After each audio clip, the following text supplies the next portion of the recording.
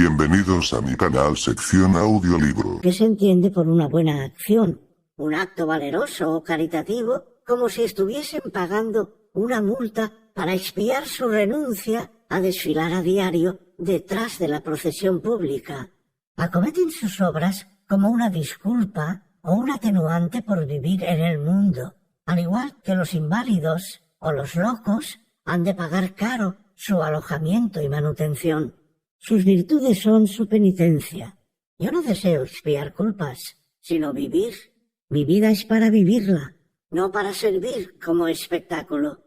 Prefiero con mucho que transcurra en clave menor, que sea más natural y uniforme, en vez de rutilante e insegura. Quiero que sea sana y apacible y que no me obligue a dietas ni sangrías. Antes que nada pido pruebas de que trato con un hombre, pero me niego a que al hombre le avalen sus acciones. Sé por experiencia que poco importa si hago o dejo de hacer esas obras que pasan por ser excelentes. No consiento tener que pagar como privilegio aquello que tengo por derecho propio. Por escasos y humildes que sean mis talentos, en verdad yo soy, y no necesito de ningún testimonio secundario para mi propia certidumbre o la de mis semejantes. Lo único que me concierne es lo que debo hacer, no lo que la gente crea que debo hacer. En esta máxima, tan difícil en la vida práctica como en la intelectual, reside la entera distinción entre grandeza y mediocridad. Es la más ardua porque siempre encontrarás a aquellos que creen saber mejor que tú en qué consiste tu deber. Es fácil vivir en el mundo siguiendo los dictados del mundo. Es fácil vivir en soledad según nuestros propios dictados. Pero el gran hombre es aquel que, en medio de la multitud, mantiene con impecable dulzura la independencia de la soledad. La razón para no plegarnos a los usos y costumbres caducos es que disipan nuestras fuerzas, nos hacen perder el tiempo y desdibujan los contornos del carácter. Si mantienes una iglesia muerta, contribuyes a una sociedad bíblica trasnochada. Votas por un gran partido, ya sea a favor o en contra del gobierno, o si dispones tu mesa como una vulgar ama de llaves, me será difícil percibir, a través de todas esas máscaras, qué clase de hombre eres exactamente. Y por supuesto, esa misma fuerza es la que habrás sustraído de tu propia vida. Pero haz tu trabajo y te conoceré. Haz tu obra y te afirmarás a ti mismo. Un hombre debe reflexionar a qué clase de conformidad se presta cuando juega a la gallinita ciega. Si conozco la doctrina a la que te adhieres, conozco tu argumento. Oigo a un predicador anunciar que explicará en un texto las ventajas de una de las instituciones de su iglesia. ¿Acaso no sé de antemano que es imposible que diga una palabra original y libre? ¿Es que no sé que, con todo el alarde de pretender examinar los fundamentos de la institución, no hará nada de eso? No estoy ya seguro de que se ha comprometido consigo mismo a no examinar el asunto, sino bajo un aspecto el que le está permitido no como hombre, sino como ministro de la Iglesia. Es un abogado bajo contrato, y ese engolamiento de estrado delata la más buena artificiosidad. Bien, la mayoría de los hombres se vendan los ojos con un pañuelo de una u otra clase y se someten a una de estas comunidades de opinión. Esta aquiescencia no les hace falsarios en algunos aspectos, autores de algunas mentiras, sino falsarios a carta cabal, bajo todo punto de vista. Ninguna de sus verdades es verdadera. Su 2 no es el verdadero 2. Su 4 no es el verdadero 4. De modo que cualquier palabra que profieren nos disgusta, y no sabemos por dónde hemos de empezar a corregir sus afirmaciones. Entretanto, la naturaleza no tarda en equiparnos con el uniforme carcelario del partido al que nos hemos adherido. Nuestro rostro y figura adoptan un estilo determinado, y adquirimos paulatinamente una expresión asnal de lo más mansa. Hay un hecho especialmente mortificante que no deja tampoco de cobrarse víctimas en la historia común. Me refiero al estúpido rostro del elogio, la sonrisa forzada que fingimos junto a una compañía con la que no nos encontramos a nuestras anchas y ante una conversación que no nos interesa lo más mínimo. Los músculos de la cara no se mueven espontáneamente, sino que, accionados por una débil y usurpada voluntad, se van tensando en torno a los rasgos de la cara, provocando una sensación sumamente desagradable. Por tu no aquiescencia, el mundo te fustiga con su desprecio. Así es que un hombre debe saber cómo valorar un gesto agrio. Los transeúntes en la calle o los observadores circunstanciales en el salón de un amigo lo miran con recelo. Si el origen de esta animosidad fuese un desdén y una resistencia semejantes a los suyos, bien podría retirarse a casa con un semblante entristecido.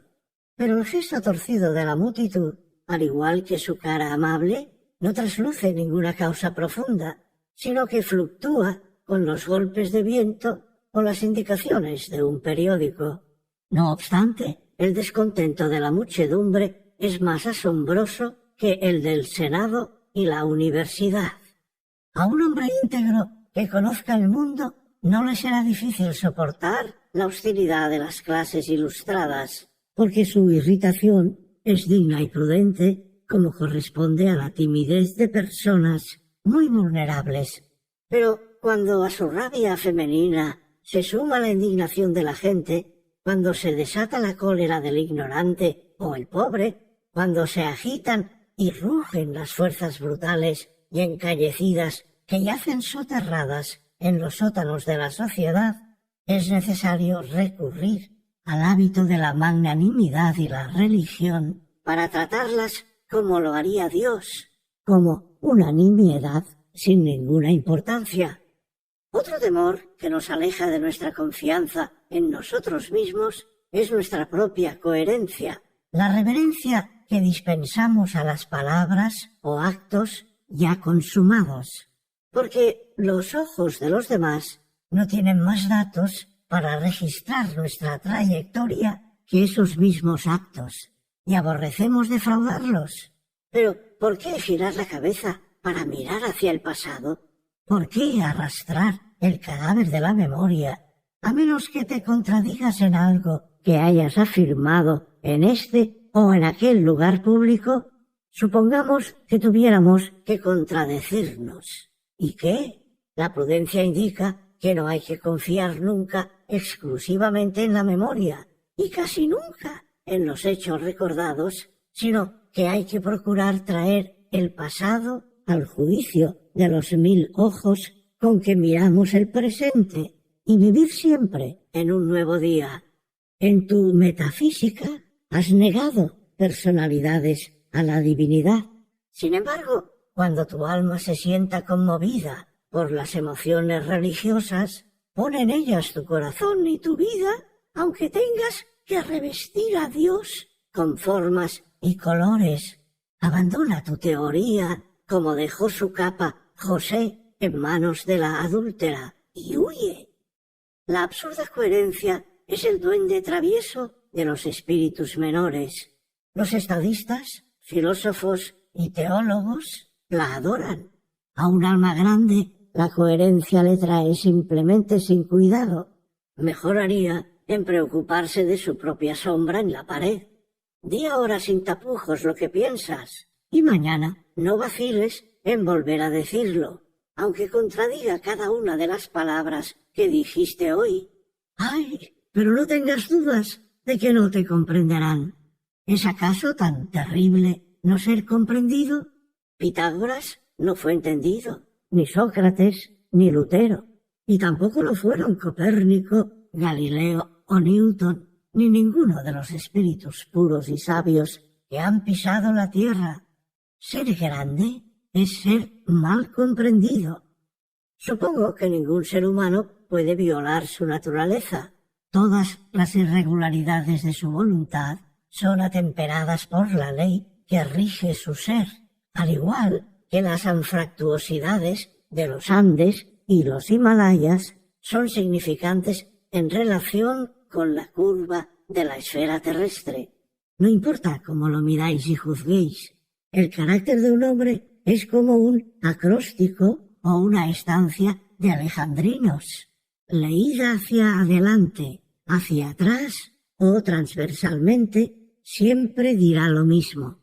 De esta grata y retirada vida que con el beneplácito de Dios llevo en los bosques, dejadme registrar, honestamente, día por día, mi pensamiento, sin mirar ni al futuro ni al pasado. Y no me cabe duda de que el resultado será asimétrico, aunque, como tal, yo no lo pretenda ni lo vea así. Mi libro tendrá el aroma de los pinos y en él resonará el zumbido de los insectos.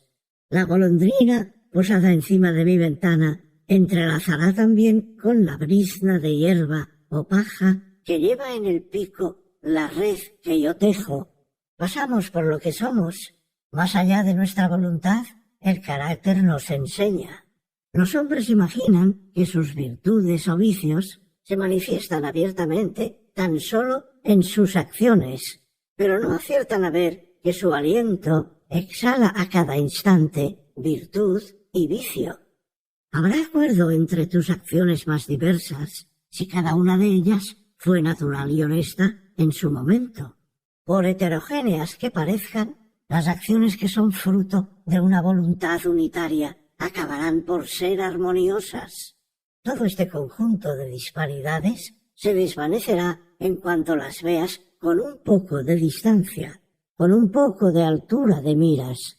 Una misma tendencia las dotará de cohesión. La trayectoria en zigzag que sigue el mejor barco es una línea compuesta de cientos de bordadas, pero si la observas a suficiente distancia, comprobarás que tiende a enderezarse hasta formar una línea recta.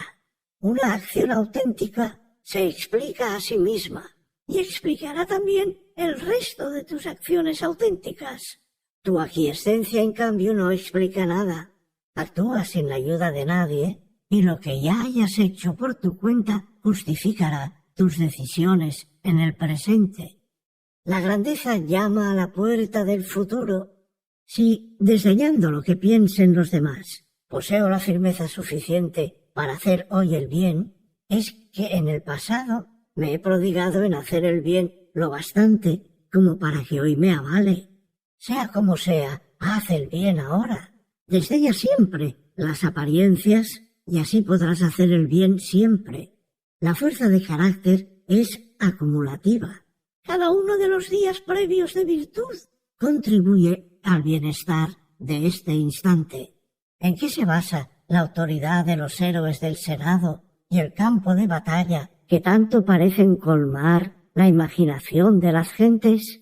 En la conciencia de tener tras de sí una serie de grandiosas jornadas y gestas que proyectan un foco de luz único sobre el actor que avanza. A éste le espera una corte visible de ángeles. Eso es lo que hace tronar la voz de Chatham, otorga dignidad al porte de Washington y pone a América bajo la tutela de Adams. El honor nos parece venerable porque no es efímero, es siempre virtud antigua. Lo adoramos hoy porque no pertenece al presente.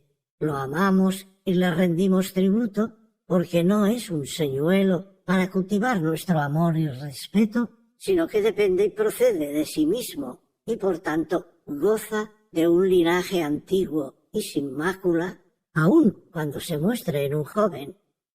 Espero que estos sean los últimos días en que oigamos hablar de la aquiescencia y la coherencia, que de ahora en adelante estas palabras sean denunciadas y ridiculizadas públicamente. En vez del gong que nos convoca al festín, oigamos el sonido del pífano espartano. No nos inclinemos ni disculpemos más. Un gran hombre viene a cenar a mi casa, pero no deseo complacerle, sino que él me complazca a mí. Defiendo a la humanidad con mi actitud, y antes de hacerla amable,